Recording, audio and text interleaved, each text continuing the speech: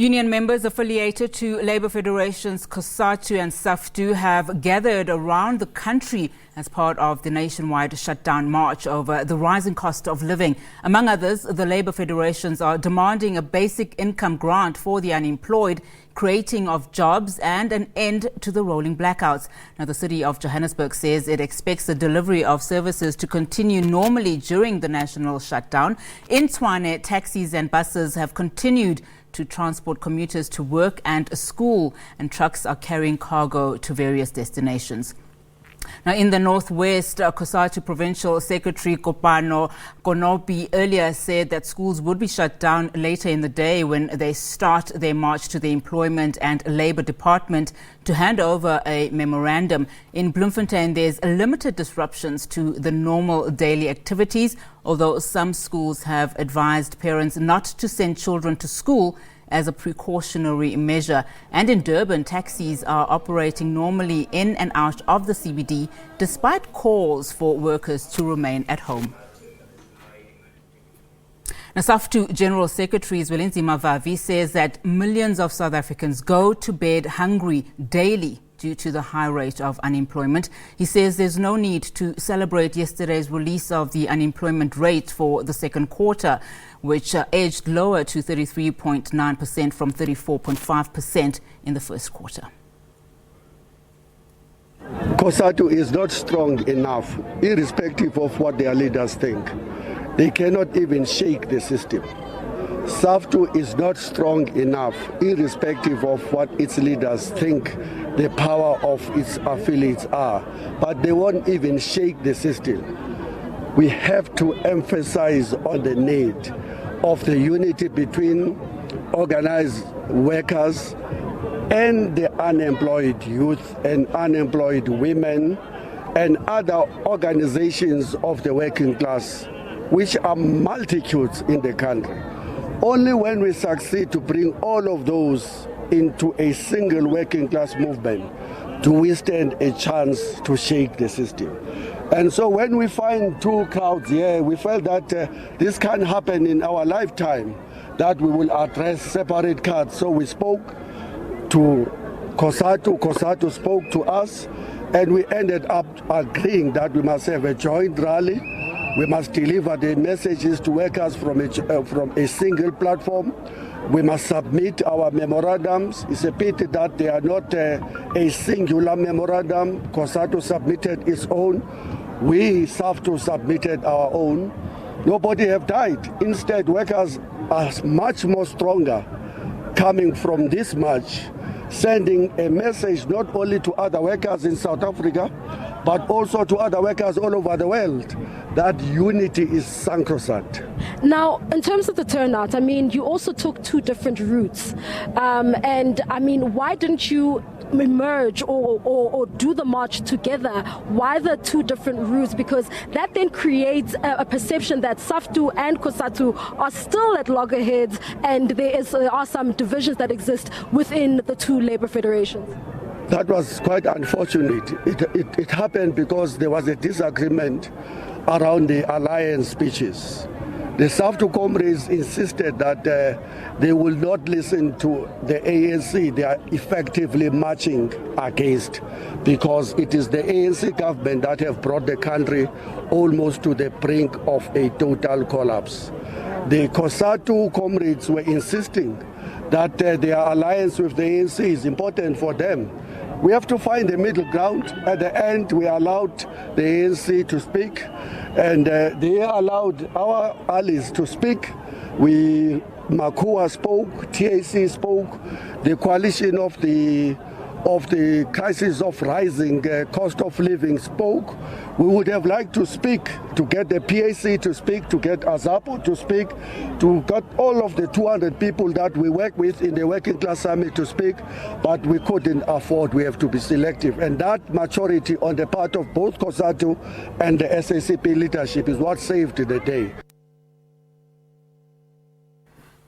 Well, our reporter Mariska Botha has more on the impact of the shutdown in Cape Town.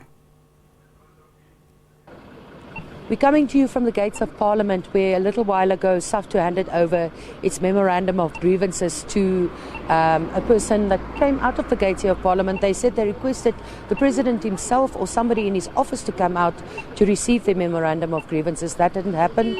A delegate from within Parliament came out to receive the memorandum, and he was under instruction not to speak at all. He signed the memorandum and went back inside, but it's been quite a busy morning for SAFTU. They made the rounds throughout the city, starting on top at the back of the camera, way up in District 6 area, and then they made their way to the Civic Centre, to the city. From there, they went to the Department of Minerals and Energy, then to the provincial government, and now here they ended at Parliament. But to talk to us a little bit more about those grievances that they highlighted to government, we have Nazima Samuels. She's the Western Cape Provincial Treasurer of SAFTU. Nazima, thank you so very much for your time. You're staying behind, especially for us. Nazima, you made the rounds today, going to all tiers of government. Why did you do that? Thank you, Mariska, for having us and to be able to raise our grievances.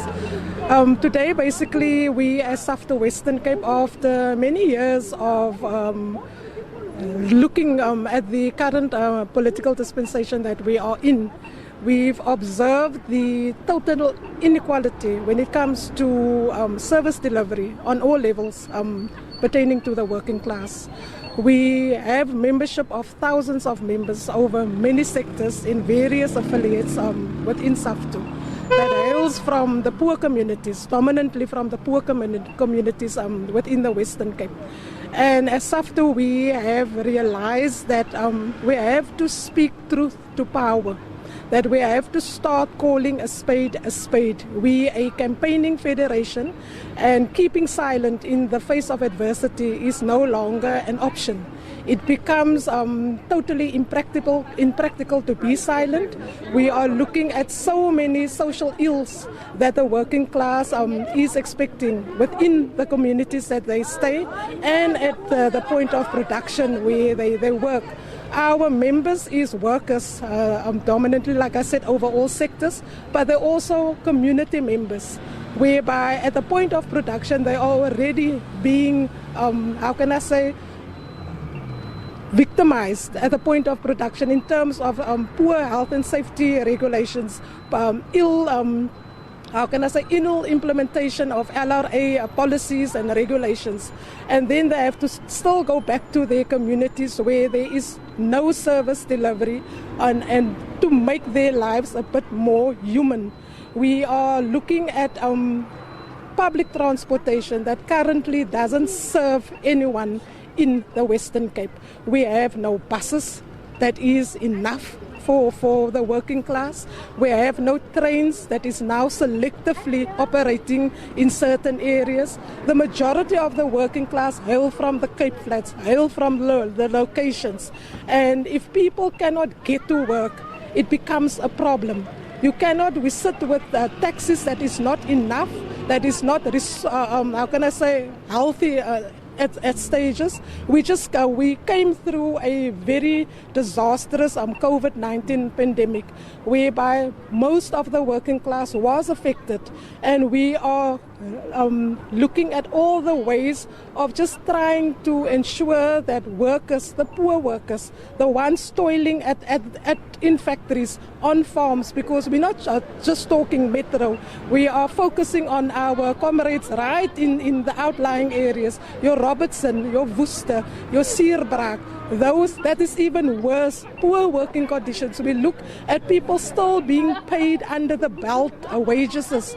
We are looking at houses that doesn't have running water. We're sitting with a problem in terms of load shedding, electricity tariffs hikes that is so high. You cannot, from the little pittance that you're literally being paid as your wages, as they call it, a wages. It's not a living wage. That pittance doesn't allow a person to live holistically, to live healthy. It just doesn't allow us. With load shedding being implemented whenever, however, in different times of the day, in the morning, early morning, late nights, it just cripples a worker that needs to get to work. You already have to walk through the dark to get to your destination of your workplace, and unfortunately there is not even proper transport to take you there. It means that a mother has to leave her kids at home, and she can't even now. You still worry, is the child safe? Because unfortunately we don't have the necessary nannies and to look after those kids. So the social ills in our communities is growing daily, mainly because of a system that doesn't allow us as the poor to live holistically, to live healthy, to live in peace. It doesn't allow us. You get women that is raped, women that is harassed, women that is murdered on a daily basis. Every single second of every day, there's a child or a woman that's being raped. Why? Because of a system. We have to leave. Now we have the system has created this cruel and cold atmosphere whereby mothers is out of their houses at a certain time of the day, whereby you should have looked after your kids, and kids are left to their own devices in communities where the onslaught on them is even worse. We cannot operate like this, and we are calling upon government to start having a heart. Because currently they are heartless. They are not operating with hearts, because if they had hearts, then we wouldn't have had people 28 years in a so-called democracy that must still take to the streets and come on, demand what is rightfully them, what is rightfully theirs. We have a constitution that is clear. Implement that constitution and everyone will live in peace and harmony. There is a freedom charter that has never been implemented. A freedom charter that gives free people the freedom that is rightfully theirs. Implement it, live it. We cannot be voting fodder every 4th year. We cannot be used as voting fodder every 4th year. If we do, it's our constitutional right to vote. But let us vote for betterment. We cannot, and I said, and I'll say it again, 28 years in a hard-fought democracy, this is not what has been promised to us. And as SAFTU Western Cape specifically, we have promised that we will re-look over 7 days. We will come back to all the institutions that we were at, the city of Cape Town for one, because it's a city that doesn't work for everyone. It's a city that works for a selective few, and it cannot be like that.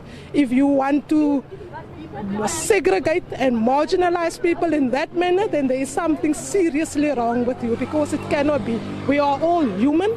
We are all participating in growing the economy of South Africa, specifically in Cape Town, whether it is on what levels. We have youth. I mean, I'm looking at around me now. Here are young people that will probably, at the end of their matric year, would not even be able to go and study because they just don't have the money. There is no bursaries for all our kids, and if it is, and it's selectively given for some. So what happens to the rest? You go into a job market where literally it is a job that because you just have to go and work, you have to support yourself. We don't want that scenario where we have to. Can we do what we want to do? Can we live as dignified human beings? That is what SAFTU is saying literally. Because at every factory, at every farm, at every mine that we are organized, people are working. They are giving their blood, their sweat and their tears, many leaving their families way behind in rural areas and coming to these entities to work and to provide, to boost the economy of South Africa. What we are saying is give rightfully, share equally, because at the rate we're going the inequalities is too big. We are known as the most violent and unequal country in the world, and it's sad. We have come through apartheid. We have come through this hard. So why is it that we are still living in this squalor? We have farms in the farming areas, we have schools. There's not even schools for those children. Children that must move for kilometers on end to get to a point where they can be educated. And that is what we say, it's not good enough. It's not good enough for us as workers to and as people to live like in holistically. Our fight or our yearning is for people to live holistically. That is it basically. Nazima Samuels, thank you very, very much. Nazima Samuels, very passionate about community, about the larger communities of Cape Town and abroad, saying that what was promised was not delivered 28 years into democracy. That is a call we hear often on marches like these, and they're calling on government to step up and deliver what was promised. We also heard a little bit earlier that they're saying it's the poor and the working class that are suffering the most as a result of the economic downturn, the hike in petrol prices, the increase in food prices. We heard that the food basket has increased by something like 40%, and wages are simply not increasing. So SAFTU making the rounds in Cape Town today, stopping at all tiers of government, asking that what was promised is delivered.